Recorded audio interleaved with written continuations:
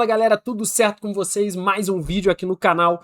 E hoje pro vídeo dessa segunda-feira eu vou falar um pouquinho sobre as semifinais do Campeonato Carioca e também da eliminação do Santos no Campeonato Paulista nas quartas de final pro Novo Horizontino. Eu achei que foram alguns dos jogos mais interessantes que eu consigo dizer alguma coisa. Tivemos alguns outros jogos de campeonato estadual também nesse final de semana, né? Teve muito jogo, pra falar a verdade.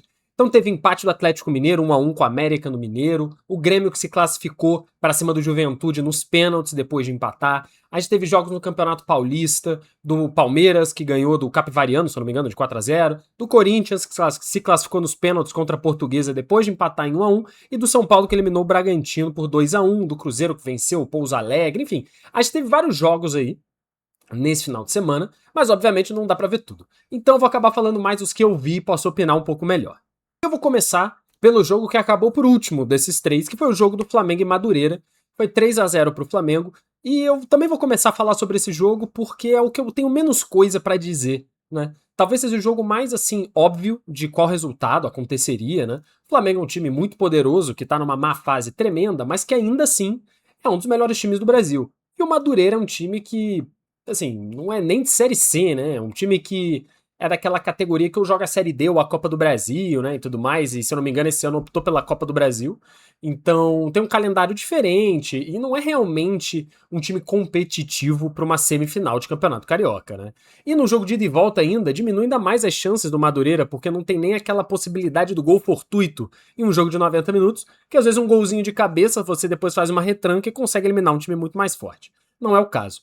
Então já teve até entrevista pré-jogo do técnico do Madureira falando que era uma oportunidade de melhorar o time e tudo mais, e não necessariamente de vencer o jogo. Essa não era uma expectativa real. Então é mais analisando o Flamengo, né? E como o Flamengo se comportou. E vem de uma sequência péssima, perdeu pro Lanús no meio de semana no jogo de ida da Recopa, e agora nesse meio de semana vai ter o jogo decisivo no Maracanã para tentar reverter esse resultado. Tá numa vibe horrível. A torcida não acredita no time. Hoje tinham 20 mil pessoas, no máximo 30 mil pessoas no Maracanã, que é um público muito, muito ruim. E não é só pela qualidade do jogo, né? O adversário ser fraco. É pelo que o time vem jogando. O time vem jogando mal. E hoje, de novo, eu não acho que o Flamengo tenha jogado bem. Mesmo tendo vencido de 3-0, passou um primeiro tempo que foi assim, nossa, um negócio triste de ver. O Flamengo não consegue criar jogada de ataque. Parece que chega perto da área do adversário, sempre erra. Erra o passe, faz um cruzamento a esmo, é uma jogadinha que não dá certo. Os jogadores individualmente estão mal, coletivamente talvez estejam ainda pior. E só não, assim, sofreu nada no jogo porque o Madureira realmente não tem condição de competir. Porque até teve umas 3 ou 4 chances do Madureira em contra-ataque que o Flamengo estava muito exposto, muito aberto, e que se talvez fosse um time melhor, teria convertido. Teve principalmente uma finalização que o Wendell, que é o goleiro reserva do Flamengo, que jogou hoje titular, ele fez uma boa defesa e, cara, numa situação que o jogador é um pouco melhor, às vezes ele tira do goleiro e é gol. Então, assim, o Flamengo não convenceu, não convenceu. Teve gol de pênalti, então nesses 3 gols, um ainda foi de pênalti, e tudo deixou crer que se fosse um confronto mais complicado, não seria capaz de vencer. O que está vindo do outro lado da chave, porque o Flamengo já tá na final, né? O Flamengo é de 3-0 já tá na final, mesmo tendo outro jogo, mas que não importa muito, vai ser um Fluminense ou um Vasco. Mais possivelmente o Fluminense, que eu ainda vou entrar no detalhe aqui sobre esse jogo. E o Fluminense é um time muito mais forte que o Madureira. Se o Flamengo jogar o que jogou hoje contra o Madureira, contra o Fluminense numa final em jogo único, vai perder.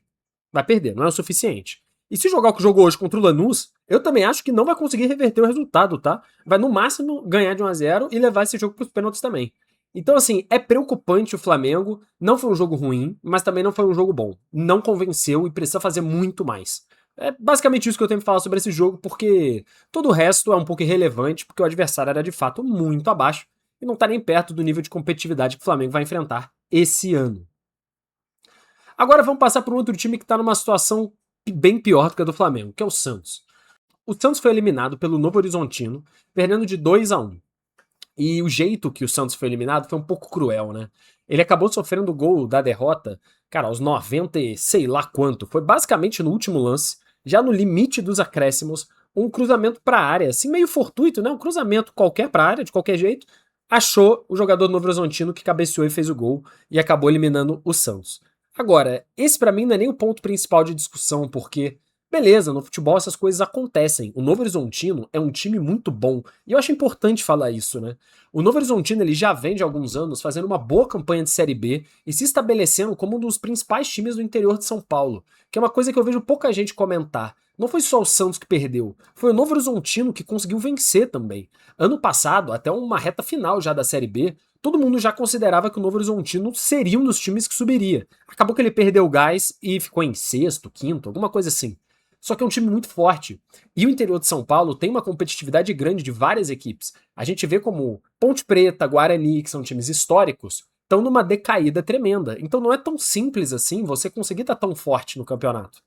E o Novo Horizontino é um time que pode muito bem ganhar o Campeonato Paulista, tá? Ainda mais comparando com os outros que estão vivos na competição, Corinthians, o São Paulo e o Palmeiras. Eu acho que só o Palmeiras, de fato, é melhor a vera, assim, do que o Novo Horizontino. São Paulo e Corinthians, cara, é jogo jogado. Que nem o Santos também fez um jogo jogado. Então, todo mérito pro Novo Horizontino, que tá aí colhendo os frutos de um trabalho muito bem feito.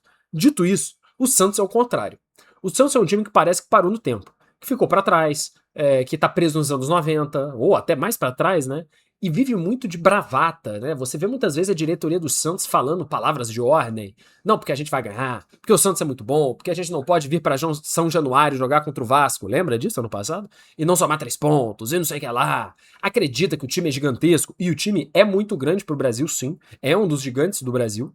Só que hoje, o Santos não é um dos gigantes do Brasil pelo futebol que joga. É pela camisa, é pela história, mas não pelo que faz em campo, ou pela estrutura que tem. Né? O Santos tem jogadores importantes no elenco pelo que já foi, e não pelo que ele é.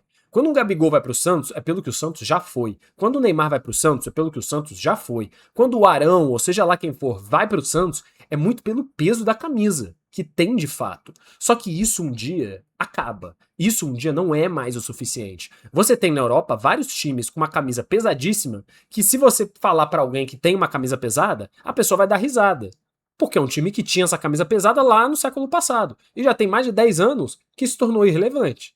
O Santos ele está caminhando para isso. E é algo muito preocupante. É um time que tem dificuldade de arrecadação, é um time com um estádio muito defasado, com um centro de treinamento muito antigo e com uma filosofia de organização muito esquisita também, porque parece que parou no século passado, né? Tá sem patrocinador master. É um negócio muito estranho o que acontece no Santos. E é um time muito dependente do Gabigol e do Neymar. Né? Você tem um elenco fraco, o elenco do Santos é fraco, né? E isso dificulta um pouco, porque o Santos agora depende de um Neymar que não tá mais no auge, tá longe disso. Se o Neymar conseguir engatar uma sequência de jogos, já tá de bom tamanho. E de um Gabigol que também já passou do auge. O Gabigol já não tem mais aquela performance até física mesmo que tinha em 2019, 20 e 21. Já se passaram mais de anos. E o Gabigol não vem performando. Não performou no Flamengo já no final, não performou no Cruzeiro e no Santos também não vai performar. Isso não quer dizer que não vai fazer um gol ou outro. Isso não quer dizer que não vai ganhar um jogo ou outro pro Santos. Lógico que vai. Assim como o Neymar também vai. Só que não dá pra depender deles o tempo inteiro. O resto do time tem que ser melhor. Tem jogador ali que é limitado mesmo, mas dá pra tirar um pouco mais desse time do Santos. E ser eliminado nas quartas de final do Paulista, mesmo que, beleza, o estadual não vale muita coisa, e financeiramente o Paulista tem ali um dinheiro, mas não é o mais importante do ano, é um sinal. Se o Santos não consegue fazer uma boa partida contra o Novo Horizontino, o ano do Santos vai ser jogar contra times melhores do que o Novo Horizontino. Então é preciso melhorar. E é preciso melhorar com urgência. Porque esse ano no Campeonato Brasileiro é uma disputa contra aqueles 45 pontos. O Santos precisa alcançar 45 pontos para se livrar da Série B. E com o tempo e tentando resgatar as glórias que o time já teve. Não vai ser mágica. O Santos não vai ganhar uma Copa do Brasil aleatoriamente. O Santos não vai ganhar uma Sul-Americana ou uma Libertadores um dia, quem sabe, aleatoriamente. Isso é um trabalho que vem de ano a ano. Não é tão simples assim. E o Santos parece que não entendeu isso ainda. Parece que não entendeu isso ainda. E tem uns pontos extras, né? Tipo, por exemplo, o Neymar, ele ainda tá muito empolgado com a possibilidade de jogar a Copa do Mundo. Só que a Copa do Mundo é no meio do ano, né? Em junho, se eu não me engano, a Copa começa no meio de junho. Que já tem aí temos uns 4 meses pra Copa, vai. Tem mais uma convocação, que eu duvido que o Neymar seja chamado, porque o Ancelotti não parece fazer esse movimento. E eu não acho que o Neymar vai ter tempo hábil de mostrar algo muito diferente pro Ancelotti convocá-lo. Então ele ficaria para uma última convocação, a convocação da Copa. E sendo sincero, não parece que ele será convocado. Vamos supor que ele não seja, tá? Neymar não foi convocado para essa Copa do Mundo. Ele já veio com papo de talvez se aposentar no fim de ano, dando entrevista recentemente, falando que vamos ver no fim do ano, o que o coração dele vai falar, se ele vai querer continuar a jogar ou não. E um atleta profissional que tá falando que tem a chance de se aposentar no fim do ano, é porque tá pensando sobre. É porque tá pensando sobre. E aí ele não ser convocado para a Copa do Mundo. Ele vai estar jogando futebol pelo quê? Qual vai ser o grande motivo do Neymar continuar jogando bola? Eu não sei. Então pode ser ainda que o Santos, no segundo semestre, tenha um Neymar desmotivado, tem um Neymar já acabando a carreira, já pensando em parar. E aí, mesmo que ele jogue até o fim do ano, o ano que vem o Santos não vai ter o Neymar. E vai ter quem? Porque não vai ter dinheiro para contratar ninguém. E não vai ter um Neymar que veio porque ele é Santos. Não existe outro Neymar. Então, fica uma situação complicada. É uma eliminação muito doída, muito cruel do jeito que foi feita, mas razoável, no sentido de futebol apresentado. Faz sentido o Novo Horizontino ser capaz de eliminar o Santos. Então, muita coisa tem que mudar. O Santos tem que melhorar pensando no resto do ano. Se não, vai ter mais vídeo nesse canal falando do Santos e não vai ser de forma positiva. E para fechar, vamos falar um pouquinho então do Vasco e Fluminense, que foi o melhor jogo desses três, tá? Do jogo Santos e Novo Horizontino, Flamengo e Madureira, Vasco e Fluminense. Para mim, o Vasco e Fluminense foi o mais interessante. Foi o mais disputado também. Obviamente, um clássico muito importante do futebol brasileiro e um clássico que foi bem pegado, né? Esse confronto entre Vasco e Fluminense recentemente está se tornando mais físico. Os jogadores estão tendo mais emoção ali no clássico, tá tendo mais embate. Isso é bom pensando no quesito de um jogo mais enervado, né? Só que, no jogo de hoje, na minha opinião, se passaram um pouquinho, né? O jogo foi muito pegado, muito pegado. O jogo foi muito intenso, muito físico, né? Tipo assim, teve um ponto do jogo que eu lembro que eu olhei nas estatísticas, o Fluminense tinha 20 faltas e o Vasco tinha 6, eu acho. Cara, é muita falta, é muita falta. Então, assim, teve um monte de cartão amarelo, tiveram mais de 5, 6 cartões amarelos. O Zubeldia foi expulso, né? Ele tava muito louco da cabeça. Teve um lance, né? Que teve uma falta no jogador do Fluminense que o juiz não marcou. Beleza, o juiz errou, era uma falta mesmo. Só que foi fora da área. Então, dado que o juiz não deu a falta, não tem muito o que reclamar, né? Não tem VAR nem nada. E aí o Zubeldia, que já tava uma pilha de nervos, invadiu o campo e começou a pedir VAR. Não, porque precisa do VAR, precisa do VAR. Sendo que não podia ter VAR. Foi falta, tá? Mas não podia ter VAR, foi fora da área. Só que ele invadiu o campo. E aí ele tava muito louco e foi expulso pelo árbitro e invadiu o campo de novo pra ir peitar o árbitro. O jogador do Fluminense teve que tirar os Beldia de campo. Assim, uma festa, né? Uma festa da doideira ali. Típico de um clássico, típico de um clássico. Teve o Freitas também, o zagueiro do Fluminense, tava totalmente doidão, doidão, e tava peitando o árbitro, sem motivo aparente. Teve um lance que ele deu uma falta para o Fluminense, amarelou o jogador do Vasco corretamente, e o Freitas continuou reclamando. Eu não sei o que ele tava pedindo. Se ele tava pedindo cartão vermelho, não era para cartão vermelho. E acabou que ele se foi amarelado também, de tanto reclamar. E depois ele se aquietou, né? Porque eu acho que ele percebeu que se continuasse a ser expulso ia prejudicar o Flu.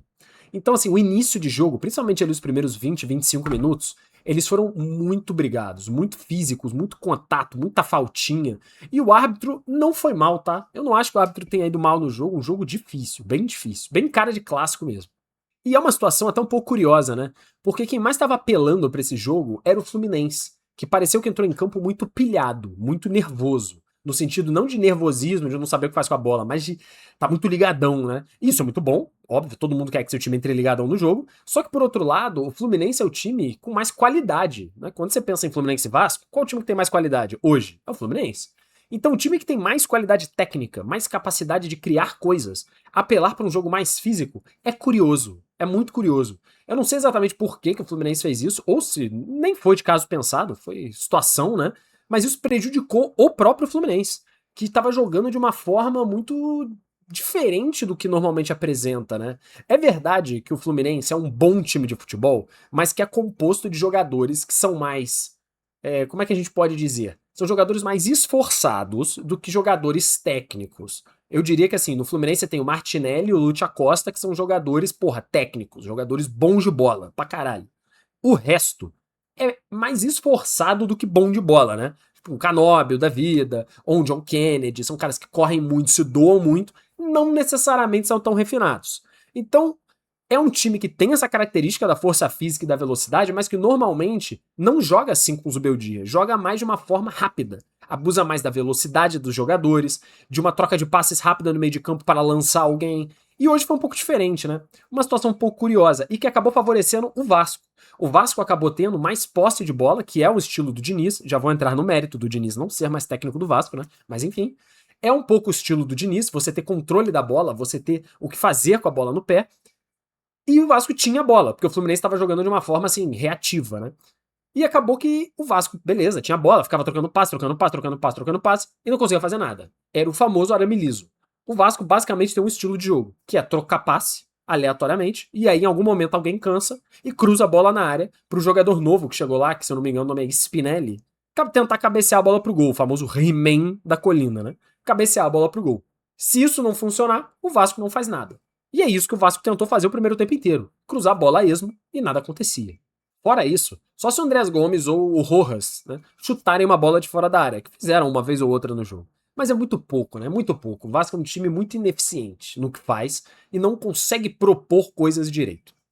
Eu ia falar nesse vídeo aqui porque quando eu tava vendo o jogo, eu produzo roteiro, né? Eu anoto um pouco as coisas que eu quero comentar e tal.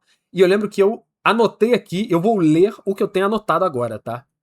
Certamente o resultado final do Campeonato Carioca vai ditar o futuro do Diniz. Se for campeão, ele fica. Até porque vai ter vencido de Flu e Flamengo. Mas se ele for eliminado ou na semi ou se perder a final, eu acho que ele será demitido. Para tentarem algum fato novo para a sequência do Brasileirão, que será obviamente de batalha contra o rebaixamento. Isso é o que eu anotei aqui, acho que quase 2 horas antes do Diniz ser demitido, e o Diniz foi demitido. Foi até antes do que eu achei que ele seria. Eu acreditava que eles iam esperar pelo menos o jogo de volta, porque foi só 1-0 pro Fluminense. Não é irreversível a situação. Mas, assim, a situação já era crítica. Todo mundo já sabia que o trabalho do Diniz tinha acabado e o Vasco não joga futebol. É um dos piores times do Brasil, considerando time de elite, né? E o Diniz já foi demitido. Eu não acho que nem seja tanto por esse jogo, né? Ou pelo resultado desse jogo, mas mais pela fraqueza do trabalho, né? Podia ter sido 0-0, tá? Esse jogo podia muito bem ter sido 0-0. O Fluminense teve um jogador expulso, né, na metade do segundo tempo, que enfim, facilitou a situação pro Vasco, e ele ficou pondo a bola na área, mas assim, com um jogador a menos, com um jogador a mais, nada mudava pro Vasco. Não se cria. E eu acho que é muito por isso que demitiram o Diniz. Não se tinha muita ideia de como isso podia melhorar. A verdade é essa também. O elenco do Vasco é ruim, mas não é tenebroso. Não é tenebroso. Dá pra fazer mais. Eu só não sei quem vai ser contratado, né? Porque, beleza, demitir o Diniz era óbvio. Agora, você demitir o Diniz agora é meio duvidoso, né? Porque você já continua o Campeonato Brasileiro, você daqui a uma semana vai decidir a vaga da final do Carioca e quem diabos vai ser o técnico do Vasco, né? Vai ser algum nome muito doido aí, ou vai ser um cara que tá disponível no mercado e que também não é bom. Tipo um Sampaoli da vida, alguma bomba dessa, que não vai resolver o problema do Vasco. Então é uma situação complicada, tá? Eu diria que a situação do Vasco é tão complicada quanto a do Santos, se não pior. Porque eu também não vejo um norte. É um outro time que não tem norte. Não tem pretensões, não tem um caminho claro de melhora ou do que quer ser. Né? Tanto o Vasco quanto o Santos são times completamente perdidos e a gente já tá acabando fevereiro. É complicado, porque podiam ter feito mudanças antes. O Vasco podia ter mudado o Diniz antes. Não o fez. Esperou pra fazer quando você já tá ali na beira do precipício. Vai dar tempo pro Vasco resolver as situações? Eu não sei. Mas o primeiro passo foi dado e o Diniz foi demitido. Dito isso, esse foi o resumo aí desses 3 jogos. As finais do Carioca, na minha opinião, vai ser entre Fluminense e Flamengo. Não acho que o Vasco vai conseguir reverter. E pro Paulista é complicado, hein? Pro Paulista é complicado. Eu acho que o Novo Horizontino pode aprontar. Fiquem de olho no Novo Horizontino, hein? Essa é a dica que eu dou para vocês. Porque ele e o Palmeiras não se enfrentam na semifinal. Então, eu acho que dá pro Novo Horizontino fazer uma brincadeirinha aí. Espero que vocês tenham gostado do vídeo. Essa semana os vídeos vão sair segunda, quinta e sexta, tá? Então nós não nos vemos quarta-feira, nos vemos na quinta e depois na sexta-feira outra vez. Espero que vocês tenham gostado, um forte abraço e até a próxima.